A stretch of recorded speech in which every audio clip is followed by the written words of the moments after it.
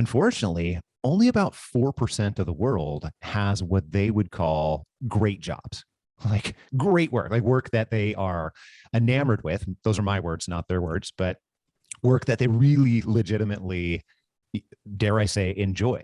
Mhm. So the bar is really, truly low, which means the expectations are low too. Very often when we work with people at our company, they're surprised because we're very focused on how can we help people first and foremost identify what their version of extraordinary is.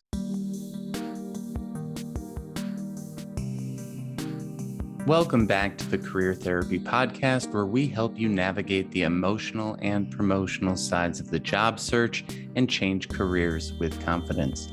My name is Martin McGovern, founder and lead coach at Career Therapy, and I'm excited to introduce our guest today.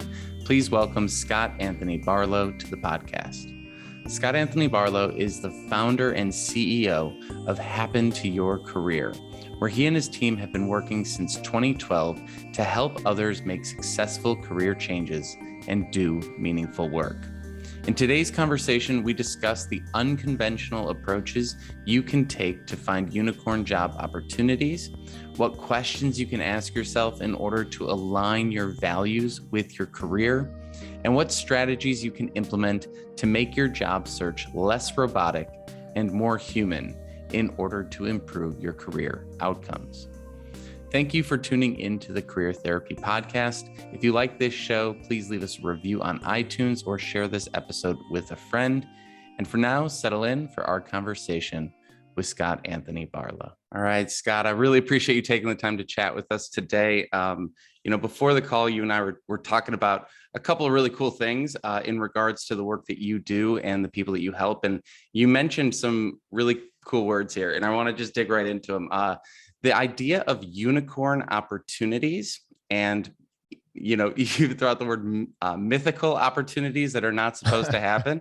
And it's just I think such a cool mindset around careers, because I think sometimes we have this very limited view of what our lives and our careers could be. And I would even say some people that I talk to have sort of a career is not even supposed to be fun. It's supposed to be miserable in some ways.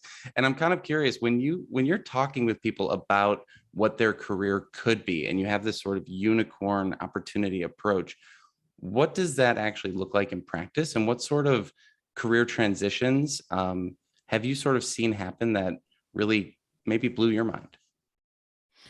Yeah, absolutely. And I think that what you said is very true. First of all, the bar is very low, like my last name, I suppose. But when we look at, say, Gallup statistics, there's an organization that everybody's heard of. Not everybody's sure what they do, but they've amassed a huge amount of data, particularly around those factors that have to do with quality of life and work. And if you really dig into their data, unfortunately, only about 4% of the world has what they would call great jobs, like great work, like work that they are enamored with. Those are my words, not their words, but work that they really legitimately, dare I say, enjoy. Mhm. So the bar is really, truly low, which means the expectations are low too. Also, at the same time, to answer your question, very often when we work with people at our company, Happen to Your Career, or when people hear, our podcast, so also called Happen to Your Career, then they're surprised because we're very focused on how can we help people first and foremost identify what their version of extraordinary is, which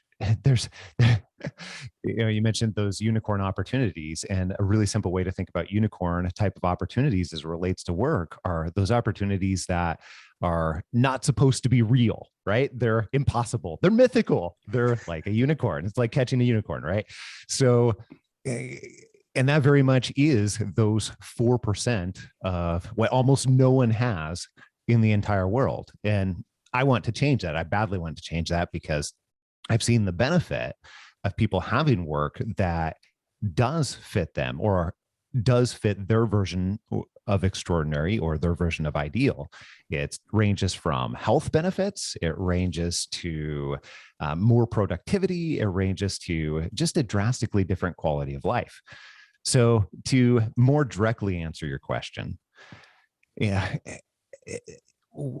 very often that does not necessarily mean like I'm going to go from accountant to beekeeper. That is, a lot of people believe that that is meaning I'm going to go from like this, whatever I'm doing normally, like running spreadsheets and pivot tables and everything else, to something that is drastically, unrecognizably different in so many different ways. And that's not what we're talking about when we say unicorn opportunity.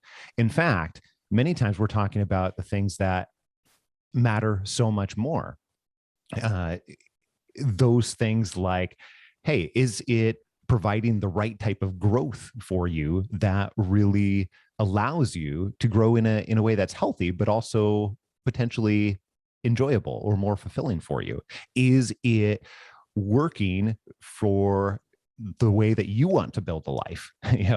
If you have kids and you're traveling, 89% of the time, that's not necessarily particularly great. Or if you want to be traveling, 90% of the time, and your job is keeping you in a cubicle, that's not necessarily that helpful either, right?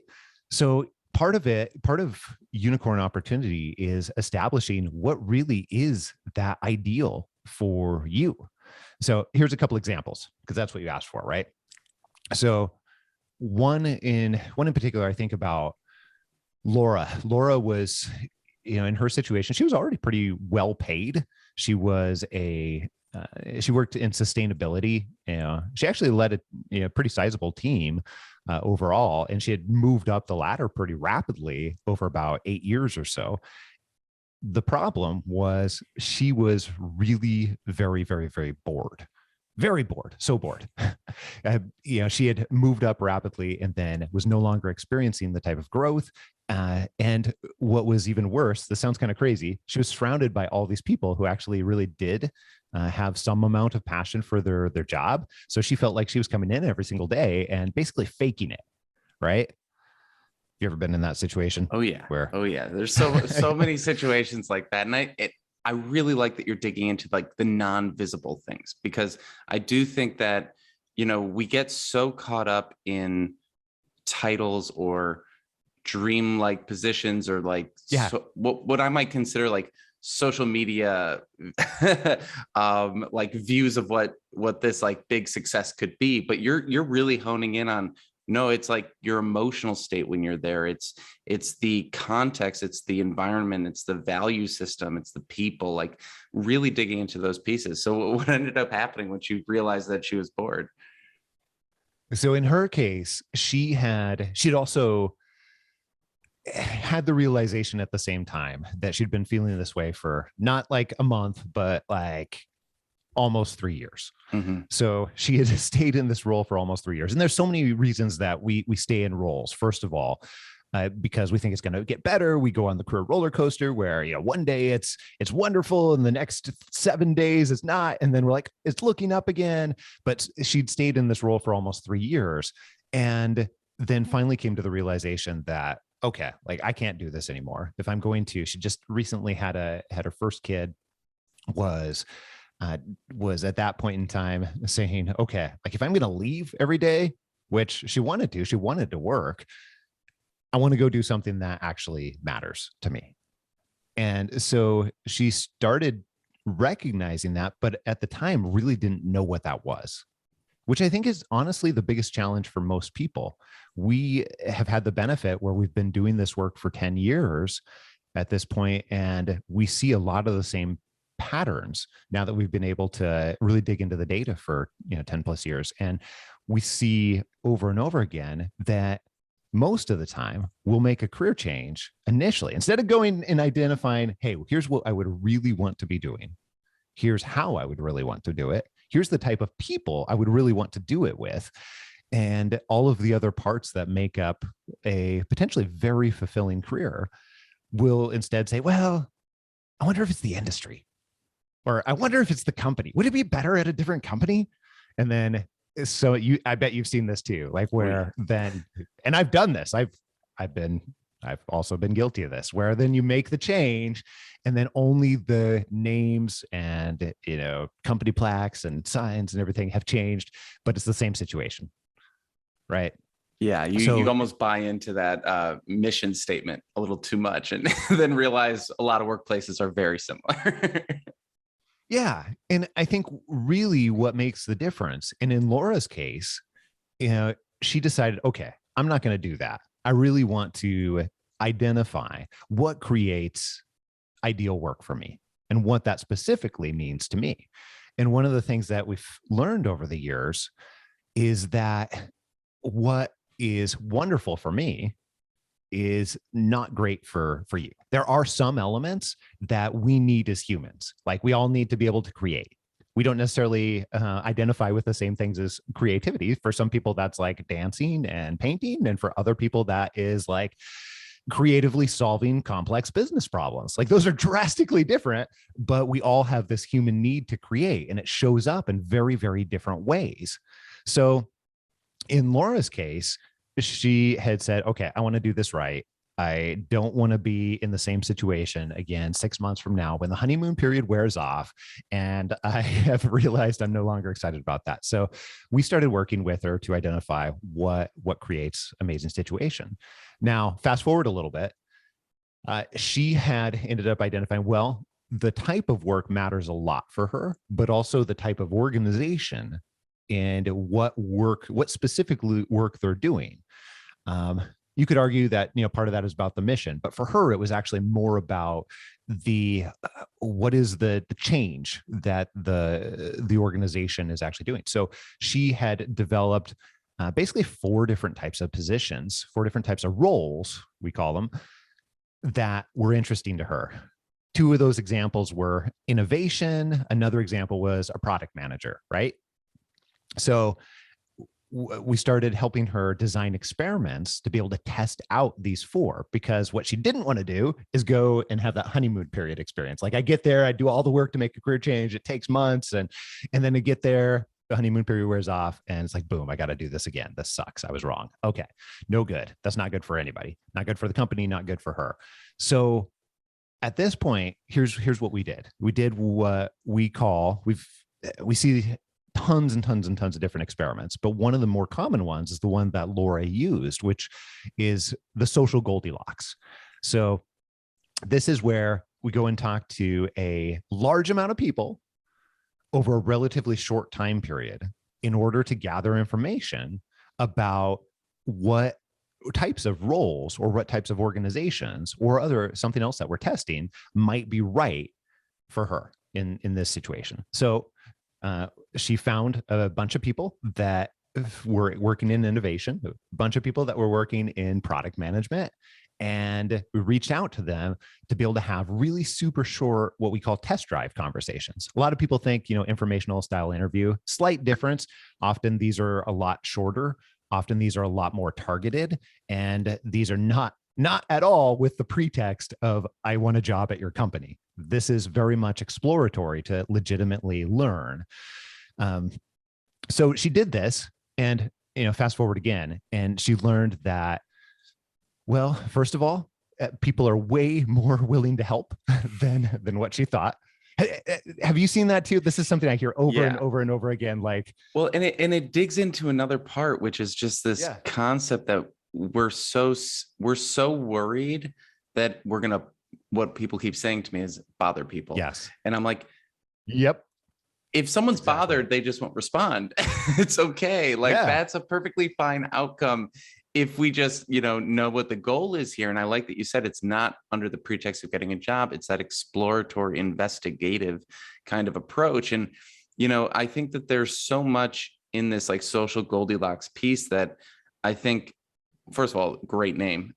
Second of all, just that you can do so much in such a short period of time. But I think people are, maybe it's a Midwest thing. Maybe it's I don't even know. Maybe it's just like an insecurity, fear-based thing. But what are some of the emotions that you've seen people have to contend with as you sort of push them in these a bit extroverted directions.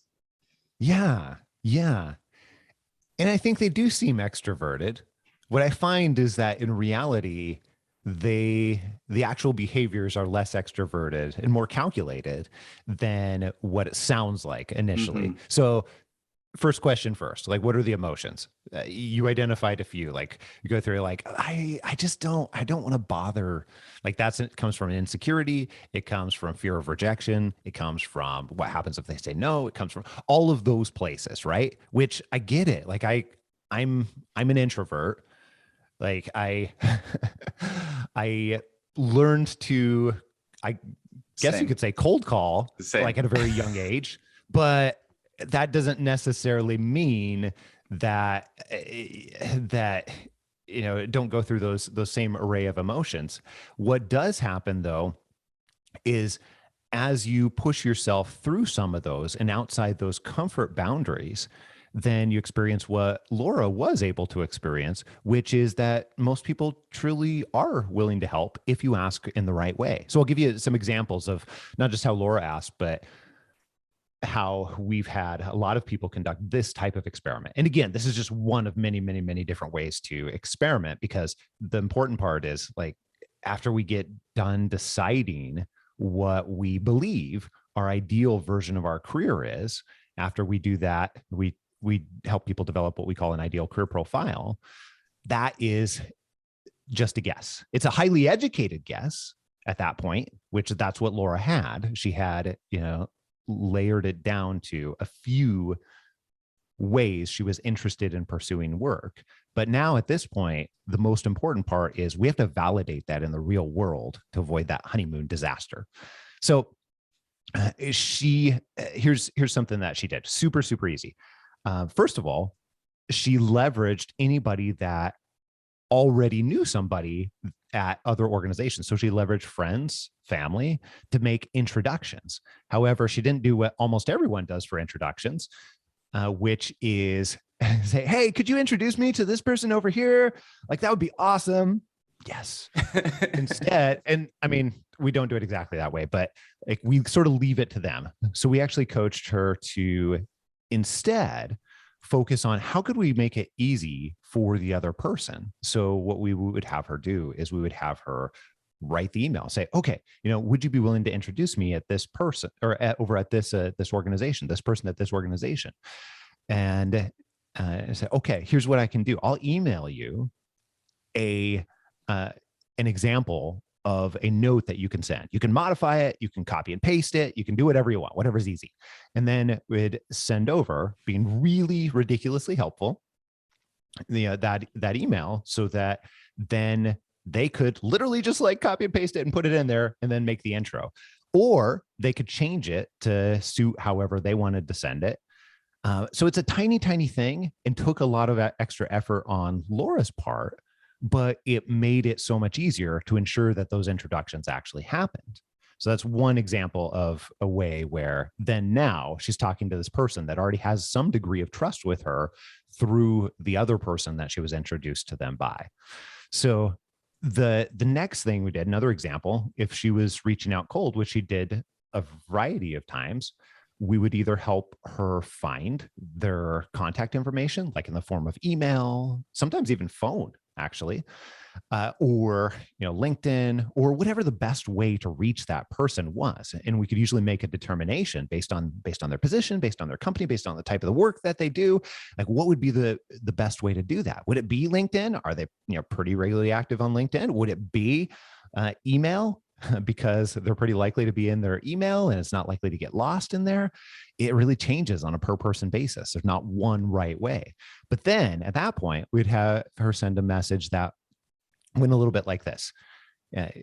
She would do the research to determine what was relevant to that person. And here's just one example. Hey, I found you on LinkedIn as I was doing some research. I realized that we went to the same university, I forget what her alumni was. Sure. I don't even remember. Just throw out Hawks. I don't know. Insert mascot. Go Hawks. Insert mascot here. And, I was super curious about the work that you do. I'm in the midst of a career change, and I'm trying to learn more about product management to determine if this is something that I want to pursue. Would you be willing to spend 15 minutes with me? So I could ask you a few questions about what you love and what you don't love about the work that you're doing. If so, just let me know, and I'll help figure out all the details and coordination. Okay, so why that type of message? Well, the psychology behind that message, first of all, we're creating familiarity by doing something relevant. And it was not like, you can't just use the alumni thing over and over again. I mean, you can, but it's going to vary with results, right? The important part here is not that it's a plug and play template. The important part here is we're making it relevant to the other person. And then from there, we're asking for something that they can say yes to. Like, if you ask for an hour of people's time, like, I don't know. We struggle to find an hour of my time to be able to do this. I'm really excited to be here, but we struggle to be able to fit it in. And that's the experience for a lot of people. That's something that a lot of people are just not able to say yes to. So let's make it something that they in fact can say yes to. So that's part of the reason behind the 15 minutes. Now, here's the crazy thing. With Laura's experience, she saw that initially, I think she had someplace between 30 and 40%. Sometimes we'll see a pretty broad range of about 30 to 70% of people would say yes. Mm-hmm. And then from there, she would go and have those conversations. She'd spend the initial 15 minutes. She'd be respectful of their time and say, hey, you know what? We're coming up on 15 minutes here. I'm happy to go over, but I don't want to assume that you do. And then those conversations might last like an hour and a half after that. Damn. Yeah. Yeah. So the fun thing here was two things. One, she got to meet a variety of people. She ended up talking to, in a relatively short time, over 15 people. In her case, we've had people talk to as many as 70 people for this particular type of experiment. And then she learned that innovation was actually not right for her. Mm-hmm. Which that sounds like, okay, when people are in that place, they're usually many months into this, right? You got to recognize where they're at. Like my mom, who's a marathon runner, qualified for the Boston Marathon. Like she's got more medals than she knows what to do with, blah, blah, blah. But she always calls this mile 23. Like mile 23 is where you're so tired and exhausted, you kind of just want it to be over in many different ways. And this is where Laura was at that point. So you have to recognize that kind of, even though that's a great thing, because now she's not going to pursue innovation. She's now learned something that's possibly going to save her years. Right. And that's hard for people to put into context, right? Like, I think we're so focused on the day and the week and the month that we forget that like a lot of the success is just not going down these wrong paths, not doing something for, like you said, 10 years and then being like, oh my gosh, I have to start all over again. And I think that there is this sort of friction that happens because of our insecurities, because of all these different things. And I think it also is rooted in this desperation, right? Where people are just like, I need a job now. And I don't want to go through all this. I just want a job, right? I just want it to be over. I just want whatever feeling I'm feeling to stop. And maybe this is getting worse in the social media instant gratification culture. I'd be curious what your thoughts are on that. But, when it comes to like pushing through these things, you not only realize like, oh, this is what I do want to do eventually, but you realize like, there's so many more ways to do it. There's so many more opportunities. You might even find a career path that you didn't even expect. I think you and I probably didn't realize coaching was going to be where we ended up when we started meeting people for coffee years ago, right? Could not have predicted that. Yes. Right? No. And so like, when we think about these emotions and we think about like following curiosity rather than following desperation, right? And pushing through the discomfort, we talk, a lot of what we talk about here is like, these are the unconventional approaches to finding a job. And as a coach, I'm always just like, why are these not the conventional approaches? Like, why do people get locked in the resumes and the job boards and everything like that? What are your thoughts there? it is, first of all, let's acknowledge that the way that most jobs are found, the way that most companies pursue the workflow of bringing and hiring people, bringing in and hiring people is not highly effective. It's not, for so many different reasons. And now I don't think that's news to anybody. I think almost everyone can look at this and say, this sucks. This is not working. Like, how do we have a situation where we get, 1,500? So we just recently hired on 3 people to our organization, and we got like, I think around like 1,500 or 2,000, some crazy amount of people applying. Like, it's just absolutely ridiculous. And we're a relatively small organization. Like, I can't imagine what some of the larger, gosh, right? even more advertised. And, I used to see that all the time working as an HR leader back when I was in charge of things like recruitment, talent acquisition, and, talent development, those types of things. But it's broken in many different ways. Now, that's a much longer conversation that we probably don't have time for on this podcast at the moment. But I just want to acknowledge that first. The reason that it happens is because we have this socially accepted method of how recruiting and hiring happens currently.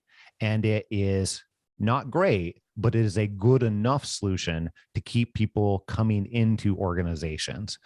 Now, what it does, the reason I believe it's broken is because, well, first of all, let's just look at the fact that almost nobody loves their work. Almost nobody is enamored with their work. If we go back to those Gallup stats way back when, like, that's proof positive right there, because we also know that when people are working in their strengths, when people are enjoying their work, there is some wonderful evidence to support productivity that comes along with it too. Not from one study, but from many studies. And also there is some other elements to support that leads to healthier people, less stress, all of the things that companies would benefit from if they're looking at the long term. At the same time, we're not necessarily looking at the long term. So we've had this short-term solution that we've just tolerated for, well, how long has it been? I guess it's been relatively similar since the internet really came about at this point. I think it's an approach that I think maybe at one point worked fairly well, right? Like, I think when it started out and you were applying to jobs via literal mail or like fax, newspaper ads, right? And like when exactly. a cover letter was a literal cover letter to let them know what job it was for, because there wasn't a digital description that you applied through. It is one of those things where I feel like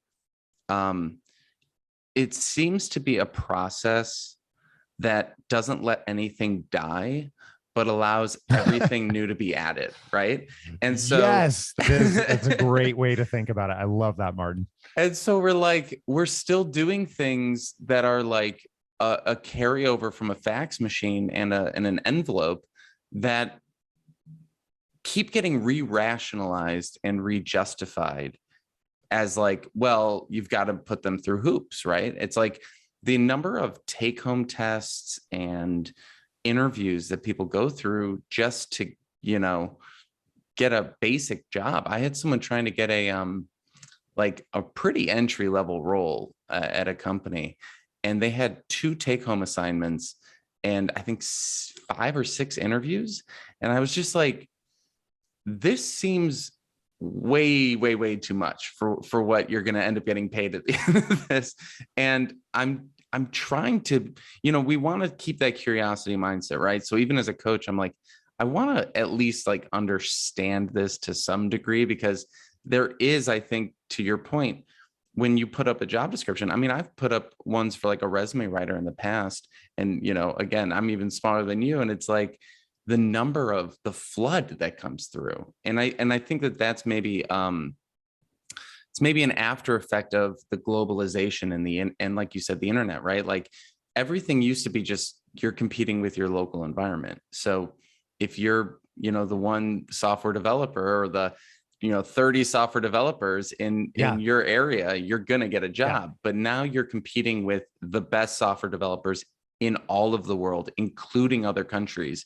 And it just becomes this, you kind of have to have every individual be an Apple or a Nike when it comes to selling themselves in order to just compete for basic things. Are you seeing sort of the same thing? Well, I think that anytime you have those types of challenging situations, it creates opportunity for the individuals that want to take advantage of that opportunity. Now, first of all, I love your point that this is a like leftover product of something that used to work really, really well. I hadn't thought about that in that way. And I think that is very true. That is amazing. I love that. And also, you said something else too that I just want to acknowledge, that I would actually take the opposite direction on, which you talked about the entry level role that had a ridiculous number of interviews and everything. I would argue actually that most organizations do not do enough due diligence. Now, I think that there are other creative ways to be able to pursue that. Like we will end up doing probably 15 interviews before we hire someone. But also some of those roles, we will have them do a small paid project.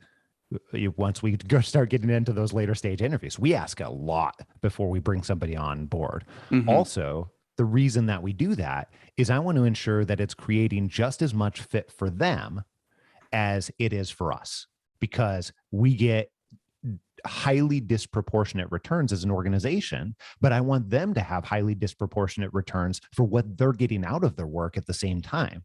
So what I would argue is that most organizations out there are not going to do that type of due diligence, and it's on us as individuals to take ownership of that and find out, is this truly a fit? Is it truly a fit for me? Is it truly a fit for the other organization that I'm potentially going to work with? Like, do I want to spend my time with these people? There's a crazy, just absolutely nutty study out there that was, I forget how many years it was, like spread over 30 years, where they followed all of these close relationships and also second, third, fourth degree connections. And what was just absolutely insane at the end of this, I think it was a 30 plus year study, I'm forgetting exactly how long it was that they found that you are impacted by the expectations and the behaviors of people that you haven't even met and don't even know exist in this network, because through your first degree connections, mm-hmm. Overall. And I'm not talking about like LinkedIn connections. I'm talking about people that you spend an inordinate amount of time with. Like the people that they spend time with end up impacting how you behave on a daily basis. Now, the moral of that story and the moral of that particular study is that be careful who you are signing on to spend a lot of time with. And that's just another reason out of many for us to make sure that we're doing our own due diligence. We're conducting our own interview process, but it starts with really knowing what you want. So if we go all the way back over to Laura's story, by the time she got to this point here where she was doing those test drive conversations, she was doing the social Goldilocks experiment, she was, I think, 4 or 5 plus months into this career change process. And again, she wanted to quote unquote do it right. I think it's less about doing it right and more about finding what is in fact right for you. Mm-hmm. So at that point in time, she was not only learning what in fact was right for her, but when she did find a couple organizations and also roles and opportunities that she really wanted to dive further into, she now already had the relationships. Through these conversations with people that she didn't even know prior, she now had the beginnings of relationships where she could go back to them and say, hey, I am really excited about what we talked about. I would love to know more. I would, or the actual, conversation that she ended up having went something like this with a company called the Predictive Index, which turns out, they, well, ironically, they do some of the same things that we were talking about helping organizations do fit and things like that. Cool. So she was totally on board with that. She's like, that sounds amazing. I had just literally told my husband that, if I could work someplace that's doing assessments and digging into psychology and everything like that, like if that place existed, then that's the place I'd probably want to work at. And then a few days later, she like learns about this organization. So, she gets to the point where she has this relationship with someone at the organization, and now she can have a different level of conversation, which is, hey, I really, really appreciate you taking the time. I am really excited about what I learned. I would love to figure out how I might work here in the future and what that would take. We interrupt today's episode to let you know about Career Therapy's Unstuck coaching program. If you're feeling paralyzed by job search procrastination and unsure of what to do next in your career, we're here to help. Each month as a member, you will get access to 2 one-on-one coaching calls, unlimited virtual chat with your coach via Slack, invitations to bi-weekly group coaching sessions, and lifetime access to our 8-part job search curriculum. Want to take your search to the next level? Head over to careertherapy.com and schedule a free 15-minute consultation to chat with me today and see if coaching is right for you. Now back to our show.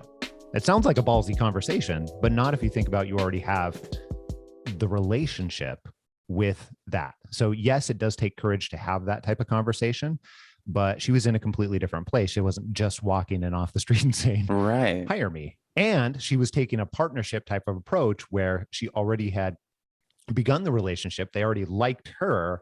She'd already had positive feedback. She had learned a lot along the way.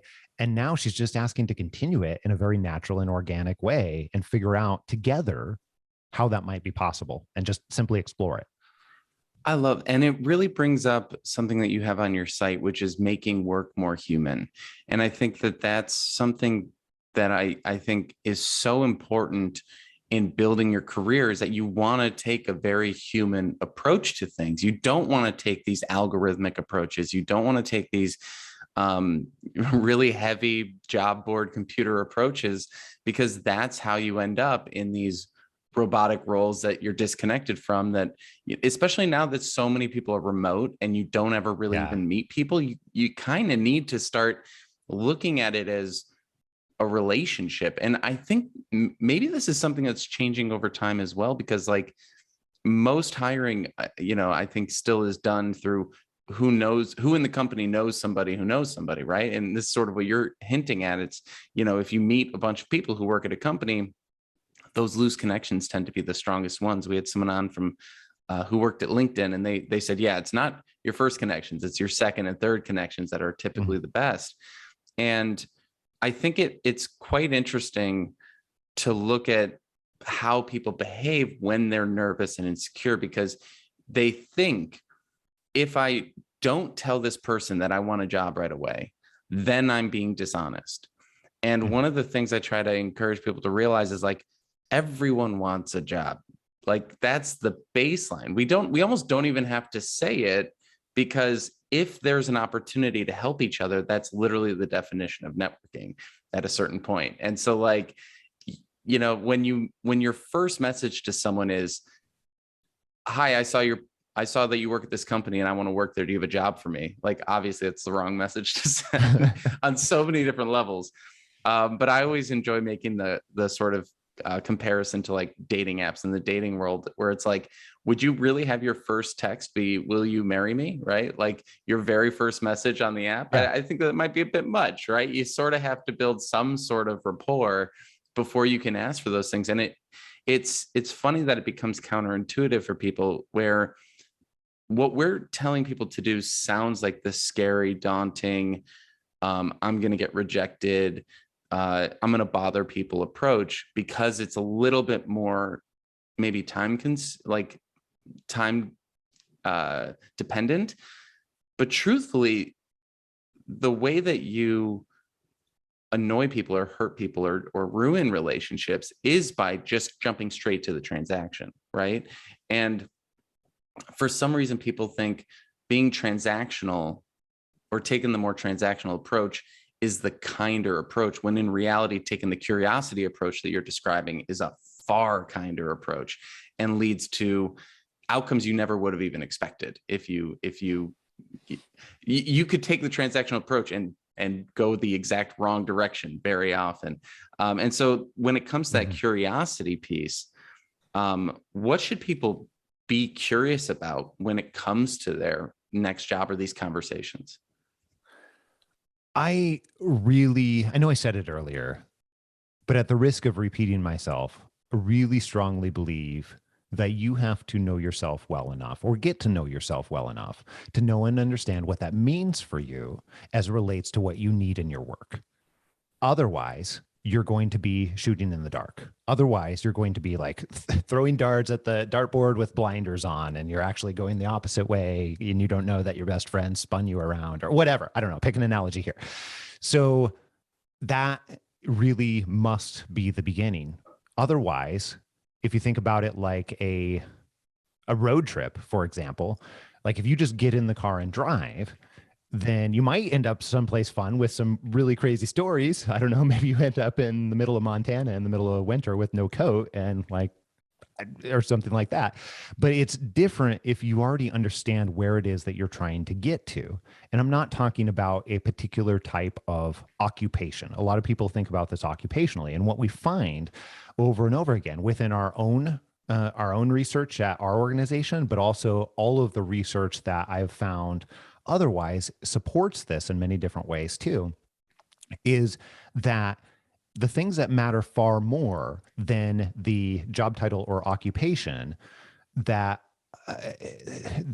are not the ways that we search for work right now, just have a completely different impact on your life. So it's important to dig into those and understand, who are the types of people, I said this earlier, but who are the types of people that I want to spend my time around? What are my financial goals, and how does accepting this type of work or this type of offer impact those for the next X number of years, or even future years, because now I'm setting a precedent for myself. And those types of considerations are not what we're usually looking at, quite frankly. And I understand, because I've been there, I've done the same thing, but I found that if we do a small amount of work to truly identify what it is that we want, where we're going, so that we can type in the GPS that we want to go to, I don't know, Miami, Florida. Yeah. It's not cold Montana. I don't know. My wife's from Montana. We don't live there. Well, there's a reason. And it just makes it so much easier. Like if you just think about that really simple logic, if I know where I'm going, it's so much easier to build a plan to be able to get there. And it truly was in Laura's case too. As soon as she understood what she wanted, what she needed, and as soon as she understood that, hey, this is one of the organizations that I really want to do it with, it became, well, what's the most effective way to get there? And it turned out for her that this isn't always, this type of path, but it turned out for her, it was just a series of conversations that needed to happen in order to avoid the normal applying for I don't even think she applied through the normal process. I think I can't remember exactly what happened, but I know she ended up circumventing the normal hiring process that organization had, because she'd already done a lot of the preliminary things that you might normally do. So yeah, kind of stepping around the screens in a way. Yeah, absolutely. And absolutely. when it comes to that self-understanding, there's a lot of different ways from these conversations that we're talking about. We kind of talked about the external, like going out and, verifying your ideas in the real world. But maybe even before getting to that step, let's say someone is just like, all right, I hear you. I know I should, but I don't even know who to reach out to yet. What are maybe some of the internal things that you can do, when it comes to, strengths finding or anything along those lines? Is there anything that people can do that you've seen be really effective to at least establish that internal baseline for themselves, to kind of be like, well, what am I good at? What do I want to do? Yeah. Well, I'll give you a couple examples of questions, but I will also tell you there's no one thing that is really going to be the magic pill. not a surprise, right? Like human beings are complex. And that's part of the reason why this is such a challenging question when we're talking about what do I need? What do I want? What's going to be good for me? What do I not know that I want, that I will want in, 5 years from now? It's a moving target. We're talking about that dartboard being blindfolded. The dartboard's also moving at the same time, right? So there's all of these dynamics. So it really is a series of actions that I would advise people to take. But I'll say two things. One, because it's a series of actions, we have a little, what I would call a primer mini course that people can get a series of questions, several per day over a course of a week, to just get them started thinking about a different way. And that helps people begin the journey of figuring out what it is that they want and where they might find that within the real world. Now we have that on our website. Over at happentoyourcareer.com, you can go to figureitout.co. That's figureitout.co. And you can pop in your email, and then it'll send you one email a day to be able to begin to explore. But here's some examples of those questions. So as it relates to strengths, I heard you mention strengths earlier, which strengths make a very large impact if you're spending as little as 1 to 2 hours a day more than what you are now working in your strengths, particularly what we call signature strengths. Then you literally smile more on average. You are more productive. You're less likely to have there's even some loose links to like heart disease. Those are looser links, but either way, like the impacts are profound. So in order to identify your strengths, those really are those things that make you, that quite frankly, you can't stop doing. We're not talking about like, I'm really good at pivot tables. I mentioned Excel earlier. That's not a strength. Instead, we're talking about what is underneath the surface that's causing pivot tables and Excel to be easier for you from a predisposition standpoint. So in order to find those, you have to look in slightly unconventional ways. One of my favorite questions to ask clients is, what are the things that in your past roles you've gravitated towards, even though they're not a part of your role? Where have you seen those patterns? And crazy things will pop up. For example, had one client, a lot of his family called him OCD because, even when I was talking to him this number of years ago, but I was talking to him and he was in a hotel room, and he's like, yeah, I couldn't even start work until like I fixed the picture frame because it wasn't straight, and I straightened the lamp. Like, so not a surprise that much of his family called him OCD. Well, he'd always looked at this as a negative in so many different ways, not realizing that the reason that he brings things to order in so many different ways or organizes things is coming from his strengths. Yes, he had seen it show up in what we call the shadow side of your strengths, or anti-strengths, like the thing that causes, the negative side. But this was actually a really positive thing. And, he worked for a consulting company that is one of the large ones. You've absolutely heard of it. And so many people, when he would do projects, they would want to be on his team because they knew that everything was going to be impeccably organized, like it was going to be successful. And all of those very positive sides of the strength were coming out there, so that he was seeing success in those areas over and over again. But he never really attached these as the same side of, I'll say two different sides of the same coin. Mm-hmm.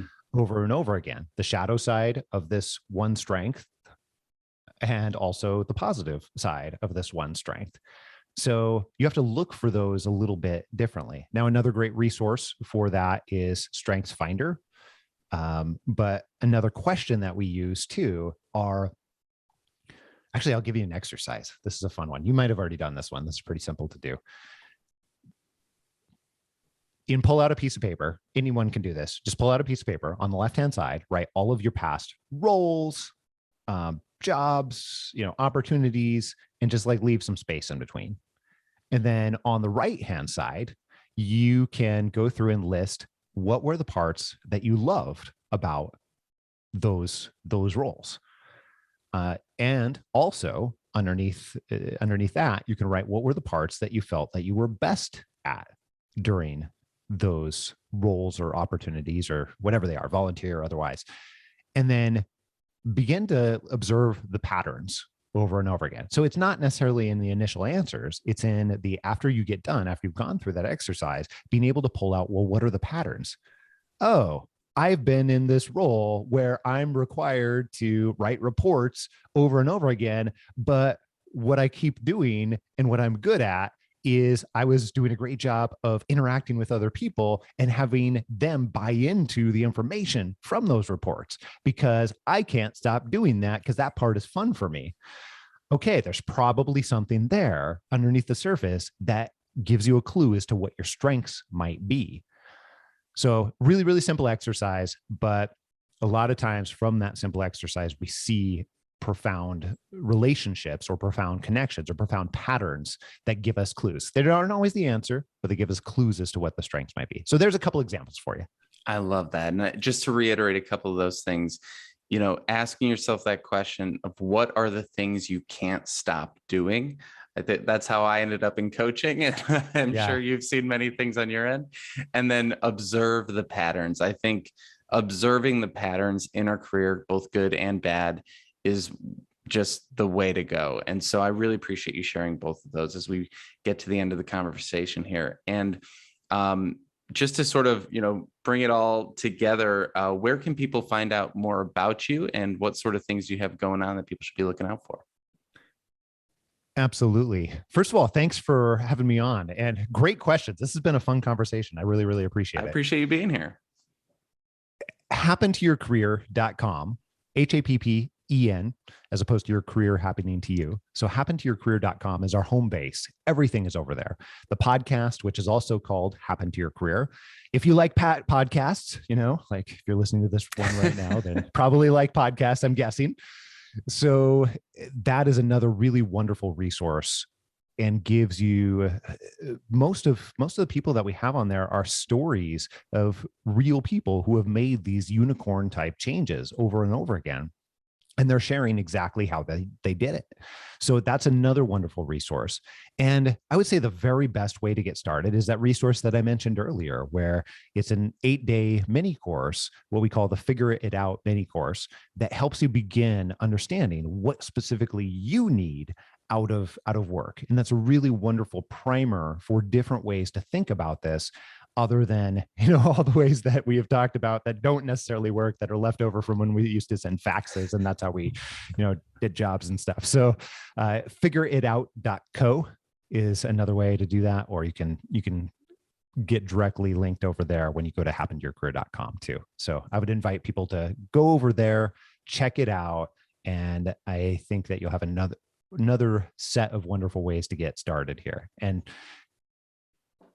thank you again. I really appreciate it. No, everyone go to those links. We'll be putting them in the show notes as well. And Scott, thank you so much for taking the time to chat with us today and share these insights. I think we dug into some areas that, everyone is maybe they know they need to move in that direction, but they just needed that push and that confidence. And I really appreciate you sharing that with us.